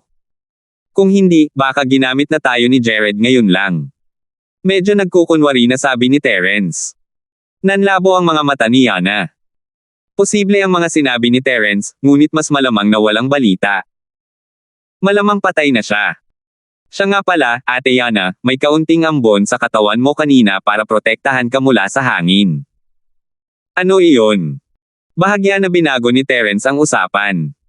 Siyempre, interesado siya. Isang mahinang ambon. Ano iyon? Naguguluhan si Yana. May dala ka bang anumang panlaban sa sarili? Nakapagtaka si Terence, kung hindi kilala ni Yana ang sarili niya, kaduda-duda ang pinagmula ng ambon. Naging seryoso ang ekspresyon ni Terence nang maalala niya ang itim na ambon mula sa mga matang demonyo. Maaari kayang nahawaan din si Yana. Senior Ghost, may paraan ba para malaman kung may problema sa katawan ni Yana? Hindi nang ahas na magpaliban si Terence. Maaari mong gamitin ang iyong espiritual na pandama upang tumago sa kanyang katawan, suriin ang daloy ng lahat ng kanyang mga meridian, at pagkatapos ay tingnan kung mayroong anumang abnormalidad sa kanyang dagat ng kaalaman, ngunit sa palagay ko kung talagang mayroong ganoong bagay, hindi magiging madali para sa iyo na mahanap ito. Walang pakialam ang sumpaman. Natahimik si Terence, ang kanyang espiritu ay mas malakas ng maraming beses kaysa kay Yana, at kaya niya itong gawin nang hindi nakukuha ang atensyon nito. Gayunpaman, ang paggawa nito ay isang panghihimasok sa kanyang privacy, at malamang na makakasakit ito sa kanyang marupok na karagatan ng kamalayan. Ulol na bata, alam ko ang pinag-aalala mo. Huwag kang mag-alala, wala masyadong dark magical beasts na kayang magpaparasito maliban sa mga nakatagong banal na demonyong mata. Bukod pa rito, pagkatapos nilang magpaparasito, gagawa lang sila ng itim na ambon at hindi tulad ng nangyari kay Yana. 2 beses na dumakdak ang dila ng multo at sa wakas ay may sinabing parang sa tao. Walang naramdamang kakaiba si Terence mula sa katawan ni Yana, at nakahinga ng maluwag. Mayroon akong kagamitang pandepensa, pero wala akong ganito. Hindi maintindihan ni Yana, ngunit nabawasan ang kanyang pag-aalala para kay Sander. Kalimutan mo na yan, Ate Yana, umalis muna tayo sa lugar na ito. Alam mo ba kung ano ang lugar na ito? Ikinumpas ni Terence ang kanyang kamay at tumingin sa paligid. Wala siyang ideya kung ano ang lugar na ito. Alam ko. Ang ating grupo ng mga mersenaryo ay ilang beses nang dumaan sa lugar na ito. Kung maglalakad tayo sa direksyong iyon ng halos 4 na oras, mararating natin ang sirang lungsod ng Yin. Ito ang sentrong lungsod ng mga taong nagtatanim sa hanay ng kabundukan ng Sirang Yin, at isa ito sa mga pinakamaunlad na lungsod sa buong inabandunang lupain. Itinuro ni Yana ang isang direksyon. Muling nalungkot ang kanyang kalooban nang mabanggit ang grupo ng mga mersenaryo. Kung gayon, tara na. Pupunta muna tayo sa lungsod ng Dunford. Tinapik ni Terence ang balikat ni Yana, umaasang mapapagan niya ang loob nito sa ganitong paraan. Oo, tara na sa Broken City.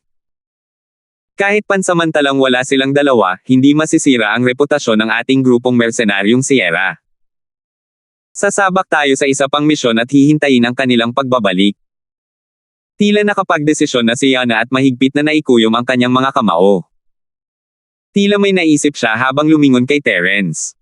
Adrian, ikaw. Sasali ka pa rin ba sa grupong mersenaryo ng Sierra? Kung hindi dahil kay Terence, siya na lang ang natitira sa buong grupo ng mga mersenaryong Sierra. Hindi niya makukumpleto ang misyon, pero malamang matatanggal siya sa grupo ng mga mersenaryo kung mag-isa lang siya. Ate Yana, anong sinasabi mo? Miyembro na ako ng grupong mersenaryo ng Sierra, kaya ano pa ang saysay kung sasali ako o hindi? Ngumiti si Terence, at ang casual niyang tugon ay nagpamula sa mga mata ni Yana. Hindi lang siya ang natitira sa grupo ng mga mersenaryong Sierra. 6,659. Muntik ko nang makalimutan, Ate Yana, anong klaseng kutsilyo ang hinahanap natin sa pagkakataong ito? Nakakita ako ng ilang kutsilyo. Maaari mo bang tingnan kung mayroon sa mga target natin sa misyon? Tinapik ni Terence ang noo niya, nakalimutan niya talaga ang mga sandatang kinuha niya. Nagkunwari siyang kinuha ang kanyang sandata mula sa kanyang storage bag at ikinalat ito sa buong lupa. Agad na natulala si Yana. Mataas ang kalidad ng lahat ng mga sandatang ito, at halos lahat ng mga ito ay nasa ibabaw ng kanyang maikling espada. Itinapon lang ba ni Terence ang mga ito sa lupa na parang basura? Ate Yana, tingnan mo nga kung meron. Ginamit ni Terence ang dulo ng kanyang paa para gumuhit ng ilang linya na nagpapakita ng lahat ng mga sandata sa loob. Oo, ito nga ang sable. Hindi alam ni Yana ang sasabihin, kaya't walang malay niyang itinuro ang isang makapal na kutsilyong singsing sa loob. Meron talaga. Swerte natin, natapos na rin ang misyon. Para mailigtas ang dalawang kuya, kailangan nating magsikap pa para makumplito ang mas marami pang misyon. Sabi ni Terence, medyo naiilang at nahihiya ng sabay. Mabuti na lang at nabigla si Yana sa tambak ng magagandang armas at hindi pa rin siya nakakabawi. Ate Yana, maaari mo bang tingnan kung may mga armas na angkop para sa iyo? Maaari kang pumili ng kahit anong gusto mo, wala rin naman akong silbi. Ikinumpas ni Terence ang kanyang kamay at kinuha ang makapal na singsing na talim ng misyon, itinuro ang mga sandata sa lupa para mapili ni Yana. Sige, hindi ako magpapakaseremonya sa'yo. Si Yana ay isang prangka na tao simula pa lang, at ngayong tinatrato na niya si Terence na parang isang nakababatang kapatid, natural lang na hindi siya magiging magalang dito. Yumuko siya at dumampot ng isang punyal.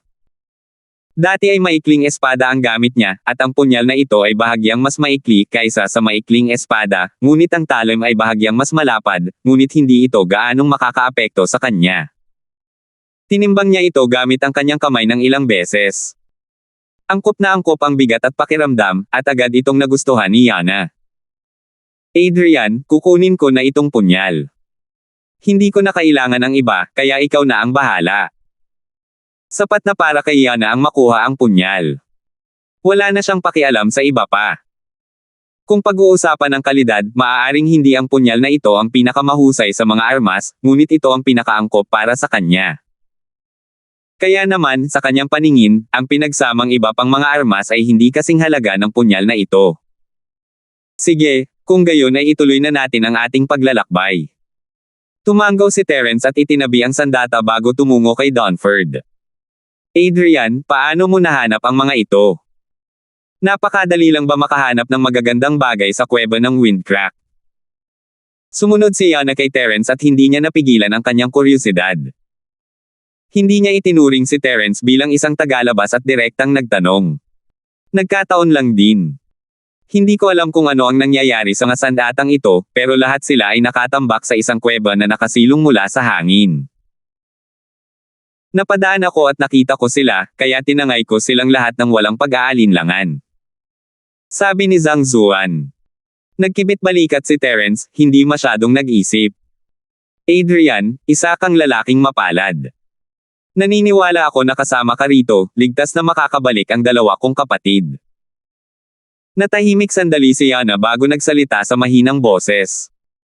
Nang inig ang mga tainga ni Terence, naririnig niya ang sinasabi ni Yana, ngunit wala siyang masisiguro. Tahimik na lamang siyang nagpatuloy sa paglalakad. Hindi pa kasama si Sander, maging si Jared. Paanong ganoon kadaling sumuko ang mga nakatagong matang demonyo sa parasitong ito? Sa kasalukuyang lakas ni Terence, halos hindi niya ito mapaglabanan. Wala nang pag-asa na manalo. May kanya-kanyang iniisip silang dalawa nang makarating sila sa labas ng lungsod ng Dunford nang walang imak. Tumigil si Terence sa paglalakad at inilipat ang isang bahagi ng orihinal na kristal ng Infant at Profound Stage Wind Beast sa isang storage bag, at ibinigay ito kay Yana. Sister Yana, may ilang Wind Spirit Crystals dito. Hinanap namin ang mga ito sa kuweba ng Windcrack. Maaari mo silang ipagpalit ng mga resources. Pagkatapos mong ibigay ang iyong misyon, maaari ka nang mag-isa at mag-cultivate ng ilang sandali. Adrian, ano ang plano mong gawin? Sandaling tumigil si Yana, hindi kinuha ang bag. Nag-aalalang tiningnan niya si Terence. Kung aalis si Terence, iiwan siyang mag-isa sa wasak na lungsod ng Yin, saan siya pupunta? Mag-iisa rin ako sandali. May mga naintindihan ako kamakailan at kailangan kong ayusin ang mga ito. Pagkatapos nating lumabas sa pag-iisa, pupunta tayo at gagawa ng mga bagong misyon. Ngumiti si Terence at iniabot ang bag kay Yana.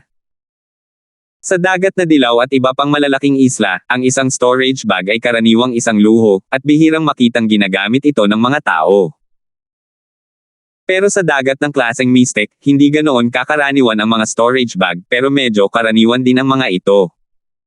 Marami na nito si Terence, kaya hindi gaanong kalaki ang maibigay kay Yana. Nakahinga ng maluwag si Yana. Ayos lang basta't hindi umalis si Terence. Sinabi na ni Jared dati na pupunta siya para subaybayan sila. Medyo nag-aalala pa rin si Yana, kaya mas makabubuti para sa kanya na magtago sa Broken City. Kung pupunta si Jared, magagamit niya ang hanay ng mga sundalo at mga eksperto ng Broken City para supulan siya. At saka, narito ang 2 tableta. Gawin mo ang lahat para maabot ang tugatog ng orihinal na antas. Hahanap ako ng paraan para matulungan kang malampasan ito. Kumuha si Terence ng 2 maliliit na bote ng jade at iniabot ang mga ito. Si Yana ay isang eksperto na nasa tugatog ng advanced stage ng orihinal na antas, ngunit ang kanyang mga kakayahan ay masyadong mahina pa rin. Hindi niya man lang maprotektahan ang sarili niya kapag may nangyari, lalo na't hindi niya kayang hilahin ito pababa. Gusto ni Terence na palakasin si Yana. Espesyal na grad ang Golden Core. Mayroon ding espesyal na grad ang Thunder Profound Peel. Binuksan ito ni Yana at tiningnan. Agad niyang tinakpan ang kanyang bibig at bumulalas. Mayroon ding mga alchemist sa inabando ng lupain, ngunit halos hindi kailanman lumitaw ang mga espesyal na tableta. Dahil ang sirang hanay ng bundok ay hindi mayaman sa mga mapagkukunan, ang mga materyales para sa alchemy ay napakahalaga rin. Kung gusto ng isang tao na bumili ng mga tableta, halos kailangan nilang malugi. Adrian, masyadong mahalaga ito. Hindi ko matatanggap. Gusto sanang ibalik ni Yana ang 2 bote kay Terence, pero sinaman siya ng tingin ni Terence. Ano ba ang napakahalaga? Hindi ko ito kailangan, at marami naman ako niyan. Kung sa tingin mo ay masarap ito, pwede kitang bigyan ng mas marami pang makakain na parang jelly beans. Kasabay nito, lumitaw ang ilan pang mga ginintoang core sa palad ni Terence, lahat ng mga ito ay espesyal na grado. Natulala at tuluyang natulala si Yana. Ang mga special grade Golden Core Cultivator ay kayang kainin na parang candy. Sino ba talaga ang taong ito? Ganito ba karami ang mga yaman sa mundo sa labas ng inabando ng lupain? Hindi nakakapagtaka na maraming tao ang nag-aagawan para makakuha ng pwesto taon-taon. May katuturan naman iyon. Siyempre, masyadong maraming iniisip si Yana. Pagkatapos nilang umalis, magiging napakahalaga ng mga tableta. Sige, Ate Yana, tara na. Huwag na tayong mag-aksaya ng oras sa labas ng lungsod. Itinago ni Terence ang tableta at naglakad patungo kay Dunford. Hindi niya alam kung ang maliit na lowly na may itim na tiyan at ang iba pa ay nasa Broken City din. Hindi masyadong mapayapa ang lugar na ito. Dapat ba niyang isama silang 3? Pero umiling pa rin siya sa naisip, malamang susugod siya nito kung makikita siya, di ba? Para sa ganitong uri ng baliw, kung hindi niya kayang masaktan, pwede pa rin siyang magtago. Naglakad si Terence papunta sa mga tarangkahan ng lungsod kasama si Yana habang lumilipad ang kanyang mga iniisip. Dahil ang hanay ng depensa ng Broken City ay pinanatili sa pinakamababang estado nito sa buong taon, hindi ito kumokonsumo ng maraming enerhiya at maaaring ibalik sa normal na mode anumang oras sa harap ng panganib. 6,660. Sa tarangkahan ng lungsod, may isang pasilyo na maaaring buksan at isara. May isang pangkat ng mga eksperto na nakabantay. Tila hindi ligtas ang pira-pirasong bulubundukin. Kahit ang isang napakalaking lungsod ay kailangang maging maingat at mapagmatsyag. Yana, bakit ka nagdala ng isang magandang lalaki pabalik? Nasaan ang pinsan mo at si Jared? Nakilala ng ilan sa mga gwardya si Yana, at sinimulan nila itong biruin nang makita sina Terence at Terence. Nagdilim ang mukha ni Yana. Kahit kilala niya ang nagsalita, hindi sila magkasundo. Bukod pa rito, medyo ikinalungkot niya ang mga sinabi ng kabilang panig. Tumama ng husto ang mga salita ng lalaki. Hindi niya alam kung buhay pa sina Sander at Lujawang, kaya wala siyang pasensya para kausapin ito. Ito ay isang bagong miyembro ng ating grupong mersenaryo, si Thunder Eagle. Ipapasa ko sa kanya ang mga formalidad. Wala pa siyang pass token, kaya tulungan mo muna siyang makakuha ng pansamantalang pass. Walang ekspresyong itinuro ni Yana si Terence at kumuha ng ilang spiritual J para sa gwardya. Ang mga taong walang opisyal na pagkakakilanlan ay kailangang magkaroon ng pass token upang makapasok at makalabas sa lungsod ng Dunford. Ito rin ay isang patakaran na ginawa upang matiyak ang kaligtasan ng lungsod. Lahat ng miyembrong nakarehistro sa sirang lungsod ay magkakaroon ng long-term pass, ngunit si Terence, na unang beses na nandito, ay kinailangang kumuha ng temporary pass at bantayan ng array. Sa loob ng isang araw, dapat palitan ng may-ari ang pansamantalang token ng isang opisyal na token. Kung hindi, aalis sila sa lungsod ng Dunford o babalaan ng hanay na handa na silang umatake. Pasensya na, nagkaroon ng kaunting kaguluhan sa lungsod kamakailan, kaya hindi muna maproseso ang pansamantalang passage token. Bawal pumasok ang mga tagalabas. Maaari niyo munang irehistro ang kanyang pagkakakilanlan, at pagkatapos ay lumabas para sunduin siya. Lumapit ang gwardya na nagsalita kanina at itinulak pabalik ang espiritual na jade ni Yana. Farley, anong ibig mong sabihin? Ngayon lang ako nakarinig ng ganitong patakaran. Isa pa, si Adrian ay miyembro ng ating grupong mersenaryo ng Sierra, kaya natural lang, ako ang magiging garantiya niya. Anong karapatan mo para hindi ako tulungan dito? Tiningnan ni Yana si Farley ng masama, hindi maitago ang galit sa mga mata nito. Sa anong batayan? Ako ang may huling desisyon dito. Kasuhan mo ako kung kaya mo. Pinaghihinalaan ko na may masamang balak itong si Adrian, kaya pinagbabawalan ko siyang pumasok sa lungsod. Ako, si Farley, ay ginagawa ang aking tungkulin. May problema ba? Tumawa ng masama si Farley, nagpapakita ng walang takot na tingin. Farley, huwag kang masyadong lumayo. Gusto mo ba akong paghigantihan? Isusumbong kita sa mansyon ng Panginoon ng lungsod, hindi ako naniniwalang kaya mong itago ang katotohanan sa publiko. Nagngingit-ngit ang mga ngipin ni Yana at tinitigan si Farley, ngunit wala siyang magawa sa mga sandaling iyon, kaya ang tanging magagawa niya ay takutin ito. Bagamat si Farley ay kapitan lamang ng mga gwardya ng gate ng lungsod, mayroon siyang taga-suporta sa mansyon ng Panginoon ng lungsod. Bukod dito, nasa loob nga niya ang awtoridad na payagan ang mga tao na makapasok sa lungsod o hindi. Kung talagang gusto niya itong iulat, maaaring hindi ito magkaroon ng gaanong epekto. Yana, huwag kang magsalita ng walang kabuluhan. Ano ang ibig niyang sabihin sa pag-abuso sa kanyang kapangyarihan para sa personal na paghihiganti? Ano ang ibig niyang sabihin sa pagtakip sa langit gamit ang isang kamay? Kahit inaabuso ko lang ang aking kapangyarihan para maghiganti, hindi ko ito masabi ng malakas. Hindi ba't ganoon ang iniisip ninyo, mga kapatid? Hindi natatakot si Farley sa mga banta, at ang kanyang mga matatalas na salita ay naging dahilan upang humagalpak ng tawa ang mga nakapalibot na gwardya. Tama si Kapitan Jiang. Ang ating Kapitan Jiang ay isang taong hindi gaanong kilala. Yana, sundin mo lang ang ating Kapitan Jiang. Patay na ba ang dalawa mong kapatid? Kung gayon, mas dapat ka pang sumama sa ating Kapitan Jiang. Gusto mo ba talagang umasa sa magandang batang ito? Tiningnan ni Farley ang kanyang mga tauhan na tinutokso si Yana ng may pagmamalaki. Namutla ang mukha ni Yana at muntik na siyang sumabog. Lalo na yung lalaking nagsabing patay na ang dalawa niyang kapatid. Naantig nito ang sugat sa puso niya na wala pang nabubuong peklat na nagpanginig sa buong katawan niya. Pinaikit ni Terence ang kanyang mga mata. Ayaw niyang makipagtalo sa mga gwardyang ito. Kung hindi lang dahil sa ayaw niyang ipakita ang kanyang lakas, napatay na sana niya itong Farley sa isang sampal lang. Pero para kay Terence, wala talaga siyang pakialam kung may pasa siya o wala. Bale wala lang ang isang peak level 8 formation sa harap ng molditang ito. Hindi niya inaasahan na lalong magiging pasaway ang mga taong ito, at hindi kailanman nagustuhan ni Terence ang mga taong umaarte ng cool sa harap niya. Pagkatapos ng napakaraming taon, palihim din niyang tinanggap ang palayaw na kumikilos na matigas na pinuno. Papapapa. Sunod-sunod na malalakas na sampal ang umalangaw-ngaw, at bumalik si Terence sa tabi ni Yana, habang nakatingin sa mga gwardya na gumugulong sa lupa. Sinampal ng 2 beses sa mukha ang sinumang nang asar kay Yana.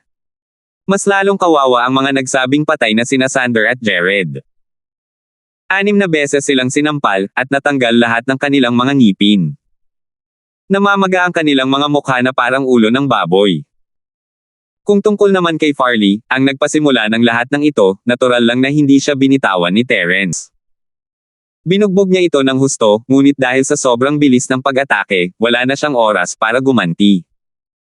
Namamaga na ang buong katawan niya at umuungol na siya sa lupa. Ate Yana, ano ba tong gagaw na to? Paano mo nagawang hamanin ang makapangyarihang grupo ng mga mersenaryong Sierra natin? May problema ba sa utak mo? Seryosong tanong ni Terence, na parang hindi siya ang bumugbog sa lalaki. Hindi talaga nakapagsalita si Yana sa pagkakataong ito. Kahit na nakakagaan ng loob niya ang pambubugbog kay Terence, para pa rin silang mga sirang gwardya ng lungsod. Ayos lang ba talagang bugbugin ang mga tao? Tungkol naman sa pag-udyok sa grupong mersenaryo ng Sierra, hindi napigilan ni Yana na mapaluha. Ano ang grupong mersenaryo ng Sierra sa sirang lungsod ng Yin?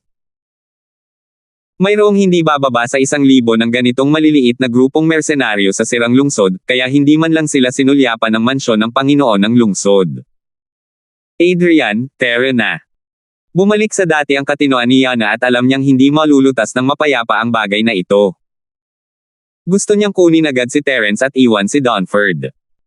Hindi lamang sa mga sirang lungsod maaaring ipasa ng mga grupong mersenaryo ang kanilang mga misyon.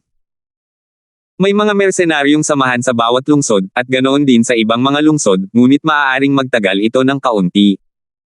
Bakit ka aalis? Terena sa lungsod. Huwag mo nang pansinin ang mga ugok na yan.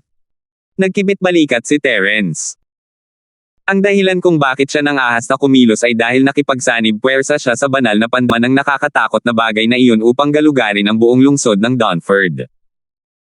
Kinumpirma nila na walang makapangyarihang eksperto rito, dalawa lamang ang nasa maagang yugto ng nawasak na kaharian ng dagat.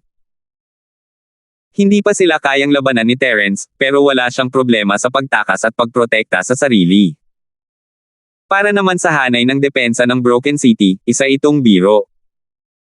Dahil sa presensya ng sampaang bagay na ito, ang pormasyong ito ay maaaring baligtarin anumang oras na kontrolado. Kasabay nito, ang kapangyarihan nito ay maaaring tumaas mula sa tugatog ng level 8 hanggang level 9. Gusto mo nang umalis? Huwag mo nang isipin pa ang pag-alis sa lungsod ng Donford. Para kang baldado, alam mo ba yon? Kahit na gumugulong pa rin sa lupa si Farley, umungal pa rin siya ng malakas. Alam na ng mga gwardya sa lungsod ang pagbabago ng tarangkahan ng lungsod, kaya naman lubos ang kumpiyansa ni Farley. Ang lakas ni Terence ay nasa maagang yugto lamang ng Mystic Ascension, kapantay ni Farley. Pakiramdam niya ang dahilan kung bakit siya tinambangan ay dahil hindi siya handa. Nako, napaka-arrogant mo naman. Hindi umimik si Terence at lumapit pa para sipain ang bubuyog ng ilang beses, dahilan para maging hipon ito. Mabuti na lang at ayaw siyang patayin ni Terence, kung hindi ay mamamatay siya sa isang sipa. Simula nang makilala niya si Teresa, mahilig na si Terence manapak ng tao, sisipain kanya hanggang mamatay kung ayaw niya sa iyo.